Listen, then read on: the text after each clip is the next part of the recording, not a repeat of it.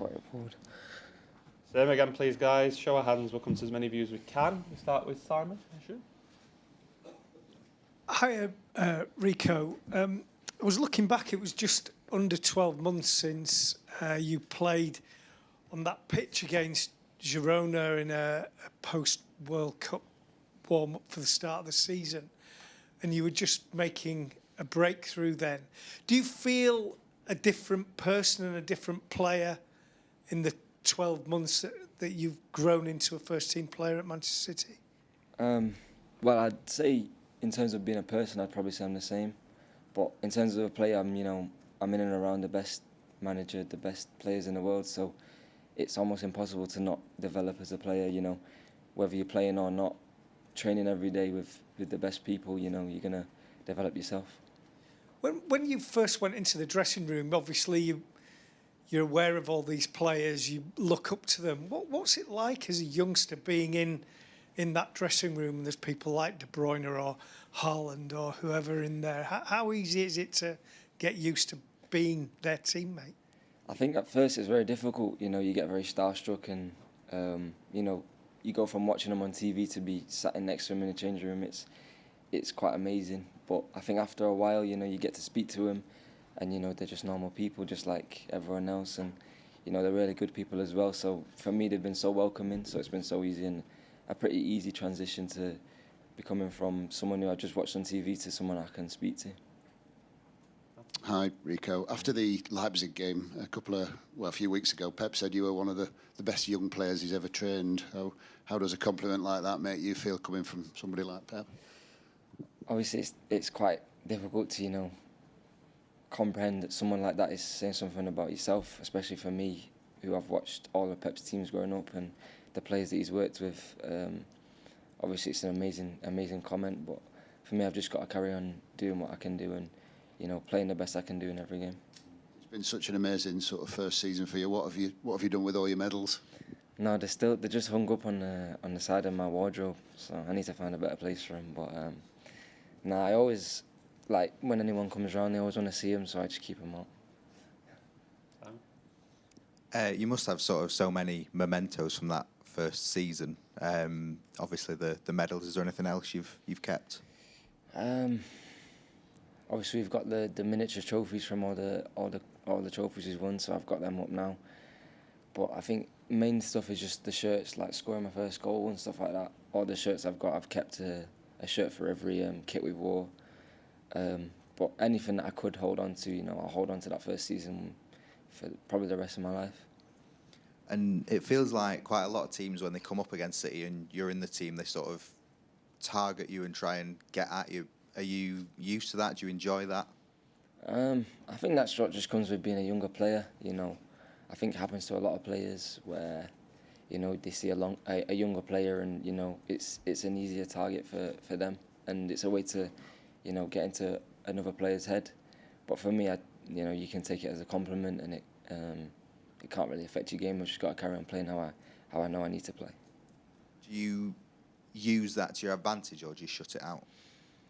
Like I said, I can take it as a compliment, but it doesn't really affect how I play. I just, I understand it's going to happen and I accept it's going to happen before the game, but I just carry on playing as like I said, how I want to play and shut it out. Hi, Rico.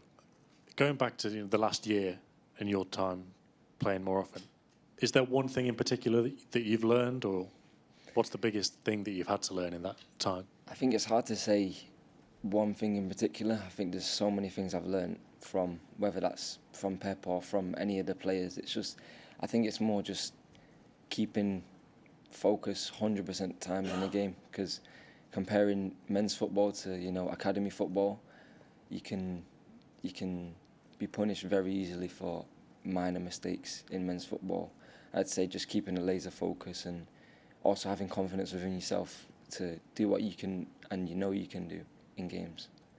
Are there any players in particular? I guess they've all been good, but are there any in particular that have been really good with you from day one, really? Yeah, I think definitely Kyle.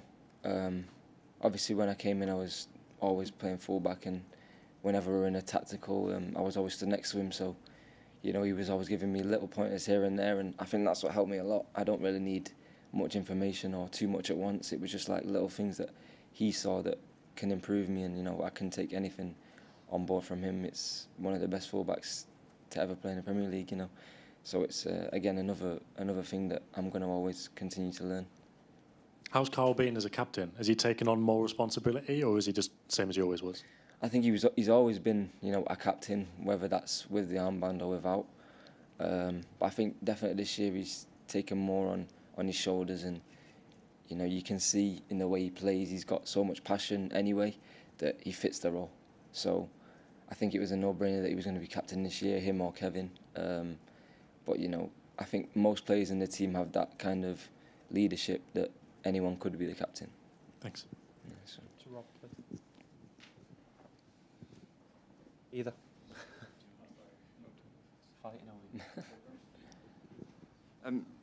When you look at, or when you were looking at the steps that you had to make to get into the first team, you know, from youth team to 21s and then training with the first team and into the first team, has it all happened a bit quicker perhaps than you expected?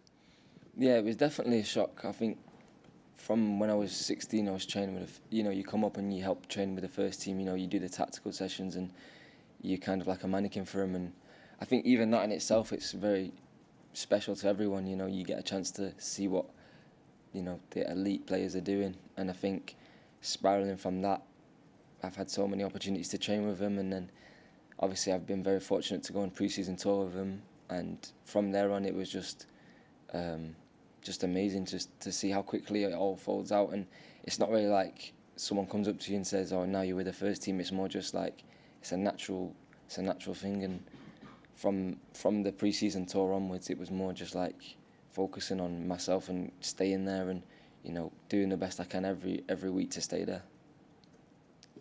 Rico, obviously, as you've discussed, it's been a speedy rise and an outstanding 12 months. If you can, you know, maintain this form and have another great season with City, have you got sort of some hope you might possibly be able to force your way into the England reckoning for the Euros next summer?